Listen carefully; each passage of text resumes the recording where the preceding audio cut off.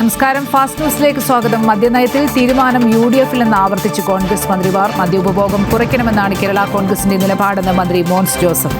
വീര്യം കുറഞ്ഞ മദ്യം ഉൽപ്പാദിപ്പിക്കാനുള്ള നീക്കം UDF തള്ളണമെന്ന് KCBC അറിയിച്ചു. ചർച്ച ചെയ്ത് തീരുമാനിക്കട്ടെ എന്ന് സമസ്തയും അറിയിച്ചു.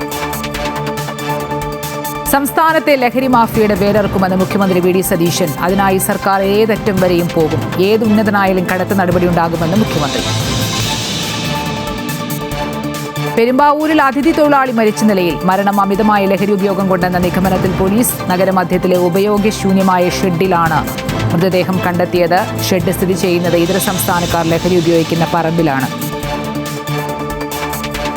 തിരുവനന്തപുരം നഗരസഭയിൽ അവിശ്വാസ പ്രമേയത്തിന് UDF നീക്കം. ഭരണസ്തംഭനത്തിനെതിരെയാണ് അവിശ്വാസ പ്രമേയം കൊണ്ടുവരിക. തീരുമാനം വൈകിട്ട് ചേരുന്ന പാർലമെന്ററി പാർട്ടി യോഗത്തിലുണ്ടാകും. കോർപ്പറേഷന്റെ ഭരണപരാജയത്തിനെതിരെ തിങ്കളാഴ്ച UDF സമരം നടത്തുമെന്ന് UDF പാർലമെന്ററി പാർട്ടി നേതാവ് KS ശബരിനാഥൻ പറഞ്ഞു.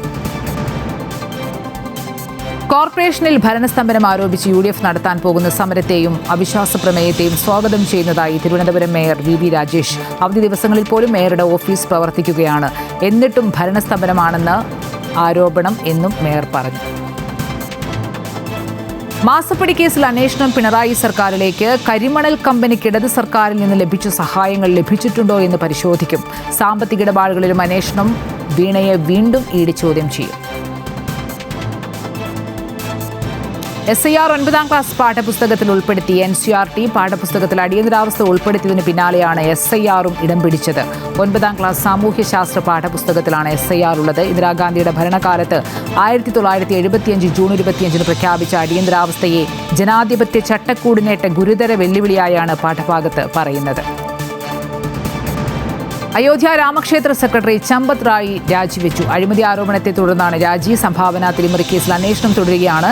ക്ഷേത്രത്തിലെ കാണിക്ക എണ്ണിയവർ സ്ഥിരമായി പണം മോഷ്ടിച്ച് കടത്തിയെന്നും CCTV ദൃശ്യങ്ങളിൽ ഇതിന് വ്യക്തമായ തെളിവുണ്ടെന്നും പോലീസ്. പണം കൈകാര്യം ചെയ്യാൻ SBI നിയോഗിച്ച സ്വകാര്യ ഏജൻസിയിലെ ജീവനക്കാരുടെ പങ്കും അന്വേഷിച്ചു വരുന്നു. ഗ്രൂപ്പ് ചാമ്പ്യന്മാരെ നിശ്ചയിക്കുന്ന പോരാട്ടത്തിൽ ഫ്രാൻസും നോർവേയും ഇന്ന് നേർക്കുനേർ. രാത്രി 12:30-ക്കാണ് മത്സരം. ഇരു ടീമുകളും ഗ്രൂപ്പിൽ 2 മത്സരങ്ങൾ വീതം ജയിച്ചിട്ടുണ്ട്. എംബാപ്പയ്ക്കും ഹാലണ്ടിനും 4 ഗോളുകൾ വീതമുണ്ട്. അതിനാൽ ഇന്നത്തെ മത്സരത്തിൽ ഇവരിൽ ആര് മുന്നിലെത്തുമെന്നതിലും ആകാംക്ഷയുണ്ട്. ഗ്രൂപ്പ് I-ലെ മറ്റൊരു മത്സരത്തിൽ ഇറാഖ് സെനഗലിനെ നേരിടും. രാത്രി 12:30-ക്ക് തന്നെയാണ് ആ മത്സരവും.